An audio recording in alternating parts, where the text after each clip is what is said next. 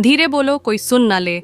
यह बात हम सबके कानों में पड़ी होगी और हमारे मुंह से भी निकाली होगी, लेकिन सोचने की बात ही है कि यह वाक्य कब कब हमारे मुंह से निकलता है और कब कब हमारे कानों में पड़ता है, क्योंकि ऐसे काम ही गुप्तराज होते हैं जो हम दूसरों के कानों में पढ़ने नहीं देना चाहते। अक्सर परिवार में अशांति का कारण हम स्वयं ही होते हैं। हम इस बात को देख पाए, भले ना देख पाए, पर यह असल सत्य है, क्योंकि जाने अनजाने मूर्खता हुआ। शाम खुद ही अपनी वह बातें दूसरों को बता देते हैं जो हमें कभी नहीं पता नहीं चाहिए, और वही बातें जो जाने अनजाने हमने किसी दूसरे के सामने बता दी थी, वही हमारे दुख का कारण बन जाता है, वही हमारे झगड़े का कारण बन जाता है। और फिर बाद में हमें पछतावा होता है कि मुझे यह बात किसी को बताने नहीं चाहिए थी, मेरी ही गलती हुई कि मैं जाने अनजाने यह बात सभी को बता दी। इसीलिए आज की जो बौद्ध कहानी मैं आपको सुनने वाला हूँ, उसे सुनने के बाद आपको 7 ऐसी बातें पता चलेगी जो आपको कभी किसी को नहीं बतानी।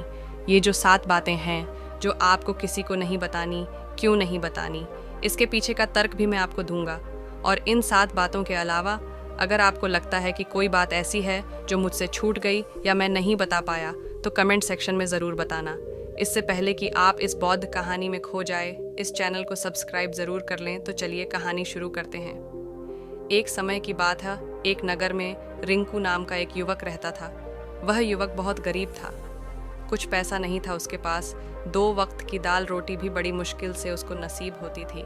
किसी काम की तलाश में दिन रात खोज करने पर भी उसे कोई काम नहीं मिल रहा था।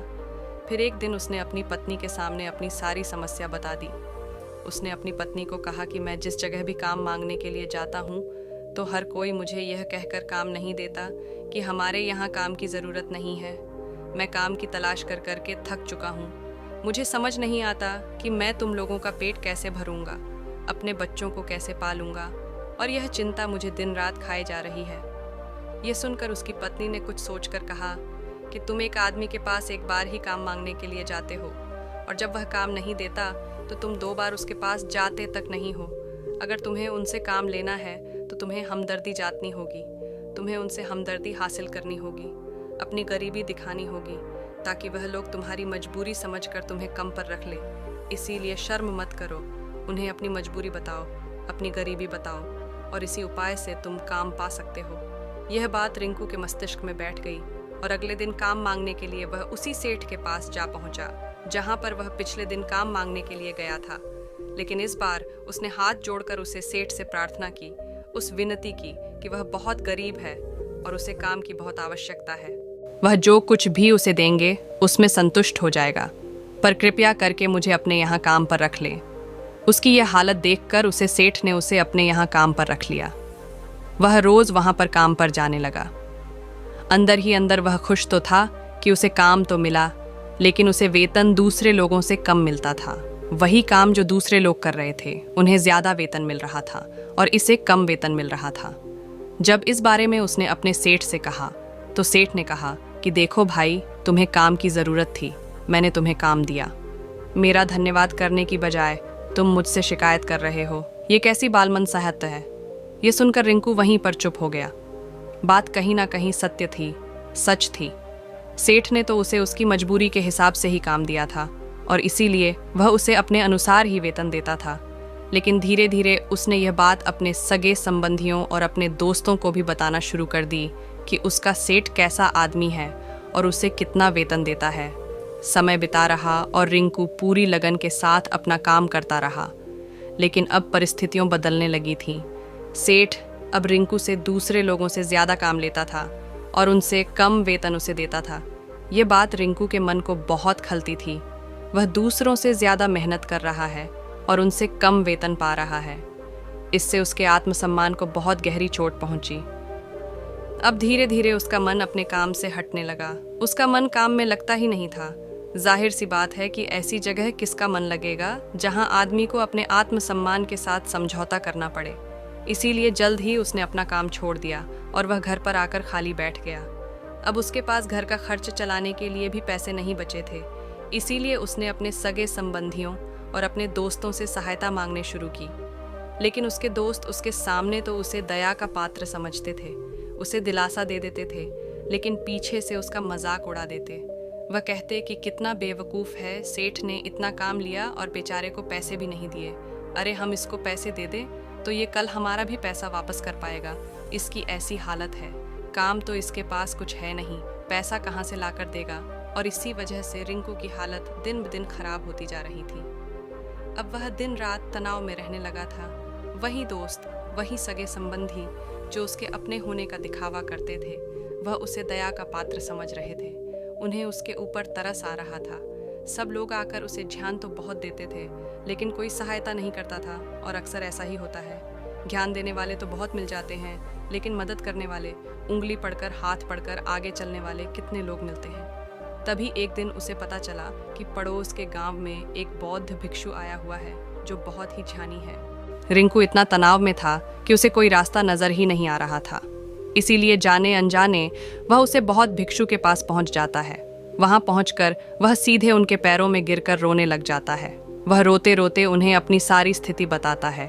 उसे बताता है कि किस तरह उसके सेठ ने उसका फायदा उठाया और उसके सगे संबंधी उसके साथ कैसा व्यवहार रखते हैं। सारी बातें सुनकर बहुत भिक्षु ने उसे चुप करते हुए कहा कि बनते यह सारी समस्याएं तुम्हारी बुद्धिहीनता, तुम्हारी मूर्खता के कारण उत्पन्न हुई है। अगर तुम्हारे अंदर विवेक होता तो इनमें से एक भी समस्या तुम्हारा चित्र को दुखी नहीं कर सकती थी, लेकिन तुमने अपने अव्यय के कारण, अपनी मूर्खता के कारण खुद ही अपने रास्ते में कांटे बिछा दिए। आज मैं तुम्हें 7 बातें बता रहा हूँ जो भूल कर भी किसी को मत बताना, और इन बातों का अनुसरण करते हुए तुम बाहर से मिलने वाले दुखों को तो दूर कर ही सकते हो जो बेवजह दुनिया की वजह से तुम्हारे अंदर पनपते हैं। पहली बात जो किसी को नहीं बताने चाहिए वह है अपनी मजबूरी। अपनी मजबूरी का दिखावा करके दूसरों का दया पत्र बनाकर उनकी सहायता लेने की गलती कभी मत करना। हो सकता है कि आज वह तुम्हारी मजबूरी देखकर तुम्हारी सहायता कर दे, लेकिन कल वह तुम्हारा फ़ायदा उठाने से भी नहीं चूकेगा, और अगर फ़ायदा भी नहीं उठाया तो दूसरों के सामने तुम्हारा मजाक बनाने में वह आदमी कभी नहीं चूकेगा। इसीलिए कभी भी अपनी मजबूरी का दिखावा मत करो। अगर घर में 2 रोटी है, सूखी रोटी है, तो वहीं खाकर सो जाओ, लेकिन दूसरों को इसके बारे में भनक तक नहीं लगनी चाहिए। ज़रा आप खुद सोचो, मजबूरी बताने का क्या प्रयोजन होता है एक इंसान का? या तो वह दूसरों से सहानुभूति हासिल करना चाहता है या उनसे कोई आर्थिक मदद चाहता है। लेकिन अगर दोनों ही परिस्थितियों आप देखें तो दूसरा आदमी आपका फ़ायदा उठाने से नहीं चूकेगा, और अगर वह फ़ायदा नहीं भी उठेगा तो अपनी नज़र में तो वह आपको मूर्ख ही समझेगा, बेवकूफ़ समझेगा, और दूसरों के सामने आपका मजाक तो ज़रूर बनाएगा। इसीलिए अपनी मजबूरी के बारे में कभी किसी को मत बताना। दूसरी बात जो किसी को भी नहीं बतानी चाहिए वह है अपनी अतीत की गलतियां और भविष्य की रणनीतियां। ज़रा सोचो कि अगर हम अपने अतीत की गलतियां किसी दूसरे को बताते हैं तो उसका क्या प्रभाव होगा। वह गलतियां ठीक तो नहीं की जा सकती, जाहिर है, तो उन्हें बताने का क्या प्रयोजन रह जाता है। आप अपने अंधेरे पक्ष को खुद दुनिया के सामने बता रहे हो, खुद अपनी गलतियां दूसरों के सामने बता रहे हो। इससे उस आदमी की नज़र में आपका एक चरित्र घटित हो जाएगा और वह भविष्य में हमेशा आपको उसी नज़रिए से दिखेगा। इसीलिए किसी भी आदमी की नज़र में अपना चरित्र गठित मत होने दो। और ज़रा सोचो कि आप व्यर्थ में ही अपने भविष्य की रणनीतियाँ दूसरों के सामने बता रहे हो। जो लोग आपके काम का हिस्सा ही नहीं है उनके सामने अपनी भविष्य की रणनीतियाँ अपनी देंगे। हाँकने का क्या फ़ायदा? वह लोग आपकी सहायता तो नहीं करेंगे, लेकिन आपकी भविष्य की रणनीतियों में बाधा ज़रूर बन सकते हैं। आप खुद अपनी विवेक का इस्तेमाल करिए और सोचिए कि आपके साथ भी ऐसा हुआ है कि आपने अपनी भविष्य की रणनीति किसी को बताई हो और वह कामयाब ही ना हुई हो। ज़रूर हुआ होगा, ज़रा गौर से सोचिए। तीसरी बात जो किसी को नहीं बतानी चाहिए वह है अपने घर की बातें। जो भी हमारे घर के अंदर आपस में बातचीत होती है, हमारे माँ बाप के साथ, हमारी पत्नी के साथ, हमारे बच्चों के साथ, वह बातें परिवार तक ही सीमित रहनी चाहिए। अगर आप इन बातों का दूसरों के सामने ढिंढोरा पीटते हो तो दूसरों को आपके घर में घुसने का एक मौका मिल जाता है और वह इसका फ़ायदा उठाने से कभी नहीं चूकेंगे। वह आपके परिवार के सदस्यों को आपसे दूर ले जाने की कोशिश करेंगे। अक्सर ऐसा होता है, हम समाज में देखते हैं कि हम अपने घर के झगड़ों को कम करने के लिए उन झगड़ों को अपने पड़ोसियों और दूसरे सगे संबंधियों को बता देते हैं, लेकिन इससे आपको सहायता कभी नहीं मिली होगी, बल्कि आपके घर की लड़ाई झगड़ा और ज़्यादा बढ़ गए होंगे। और वह जाहिर है, वह बढ़ेंगे। अगर आप अपने माँ बाप की बात दूसरों को बताएंगे तो आपकी माँ बाप को बुरा लगेगा ही कि हमारा बेटा हमसे बताएं बगैर दूसरों को यह बातें बता रहा है।